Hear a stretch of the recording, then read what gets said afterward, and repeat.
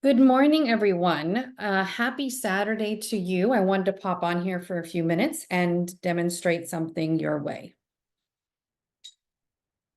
So as you know, 20 years ago, 30 years ago, 40 years ago, 50 years ago, school was very different for us adults than what we are seeing for our children today. We're seeing our child in a world of technology that's completely immersed, and information is fully available to children, no matter the age. So it's a tricky time right now to teach children because of this added component to our society and the way that our children are growing up. When our child is spending a lot of time being creative and using their imagination and using their hands, playing outside, touching the dirt, touching the sand, they engage a part of their brain that brings creativity forth. And quite the opposite occurs when a child is on technology too much. The brain gets addicted. There are so many good feelings that happen, and all of a sudden, what happens is the brain makes all of these associations and connections that fun is to be had through technology only and by itself, depending on the amount of time spent, of course, and the influences on the device. So now more so than ever, it's really important for us to help our children to have the experiences that they need so that they grow up in a society where they can make their own choices. They can discern the difference between what's good for them and what's not. They can set boundaries and limits for themselves so that they are able to use their creativity and they're able to come up with solutions.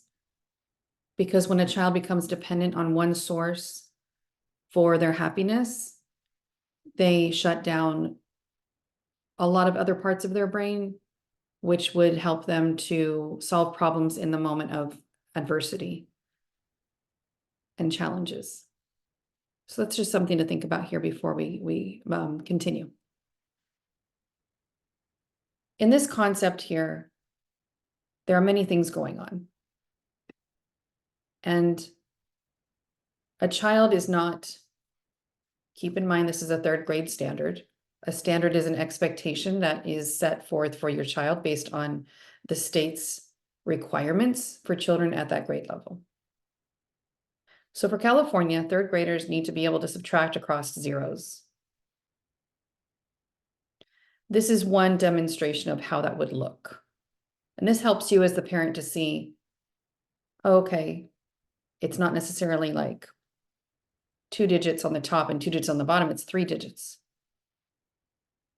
Within this particular concept, there are a lot of things going on, however, for the child's brain. First of all, there's the focus component. And because of what I just spoke about, children are unable to focus really well in order to perform really well. And that's where they need our help and our assistance, because they can't respond in ways that we feel like they should be unless we set the stage for those practices to take place. So when children are learning something that has a lot of things going on in it with regards to something like this, we will need to take the time, apply the patience, bring the presence and the focus in, and have the environment be quiet so that a child can actually focus in on each element and grasp and understand things to the level that they need to. Now, this is something that teachers like myself know what to do in the classroom and how to do it. But when there are other factors in place, like other siblings that are distracting or loud noises or frustration from the parent to the child or adult to the child, then the child feels forced to learn and they shut down. So there are a lot of different components when it comes to teaching a child something so that they understand it well. And that's why it's really best to reach out for help if you feel like you're at your wit's end and you've already tried to help your child and it's just not working. Here, however, if you do want to try to help them with a particular concept, you'll need to break it down slowly and be patient and go one step at a time and just have a lighthearted attitude about it. The first step that's really best for children to recognize here in this concept is the recognition first and foremost of who needs help. And when we look at this particular section of the problem, and children are able to focus in and just think about this part, then they can understand and realize that you can't take 8 from 7. And so something's going to have to happen here, and the 7's going to need some help to be able to subtract. And then moving over to the left, we can see that we cannot take 6 from 0, but we can take 1 from 3. And so within this concept, there's also the element that, we go to the neighbor on the left for help.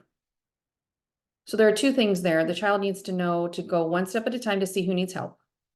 The child needs to know that they have to continue to go towards the left to see who's going to help, because the helper is always going to be on the left. And the child also needs experience with many different types of problems, because they don't all look like this. And just like in real life, us adults need to look at what's happening in front of us and adjust to the circumstances. Children have to do the same thing when it comes to something they're learning. And that takes practice, that takes time. So at this point, the child can be walked through the fact that we can now ask for help from the 3, which means he's going to give 1 away and he's going to become a 2. And the 1 that he gives is going to go here. I don't suggest going into the explanation of why the 1 goes in front of the 0, because that gets too technical and oftentimes leads to more frustration between the adult and the child. But I can go into that at another time if you wish. If you have a question about that, please feel free to post it here on the video. Now the child can see that we have 10 minus 6. And so we can take 1 away from the 10, making it a 9, and then giving the 1 to the 7. For you to understand, just for context purposes, what's happening here is the 3 is in the hundreds place. So really what's happening is we're taking 100 away, and we're giving that 100 to this 0 right here, which is in the tens place.